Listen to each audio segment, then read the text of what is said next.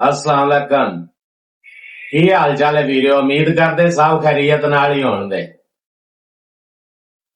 उन्हें क्या कि ना गली दे विच बैठा बच्चा बैठा चॉकलेट खा रहा सी ते कोल बैठे एक बजुर्ग ने उन्हों कहा कि इन्नी चॉकलेट नहीं खाई दी हुंदी, ये जान वास्ते चंगी नहीं हुंदी, नुकसान करती है।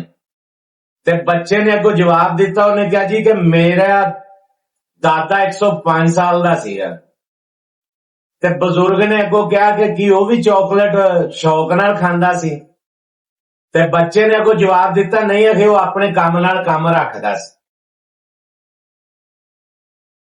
ते उन्हें कहा एक अरबी नूं ना एक खून दी बोतल दी जरूरत पै गई ते एक बंदे ने दिता उन्होंने खून दी बोतल दिती ते अरबी ने उनदे ना खून दे बदले उन्होंने गिफ्ट कीते BMW गड्डी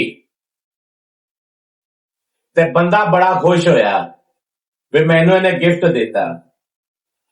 ते जदों साल 2 साल बाद फिर जरूरत अरबी नूं पई खून दी बोतल दी ते ओहो ही बंदा अरबी ने फिर लभ्या ते ओ बंदा बड़े शौक नाल जाके ना फिर एक बोतल दे के आया ते फिर उन्हें बंदे ने ना दिती अपना टाफियां दा डब्बा, चॉकलेट टाफियां दा डब्बा ना ते ओ बंदा बड़ा गुस्से होया। उन्हें कहा भी हुण ते मास्टर दी देनी चाहिदी सी कार ते अरबी ने को जवाब दिता, उन्हें कहा हुण मेरियां रगां च भी तेरा ही खून है।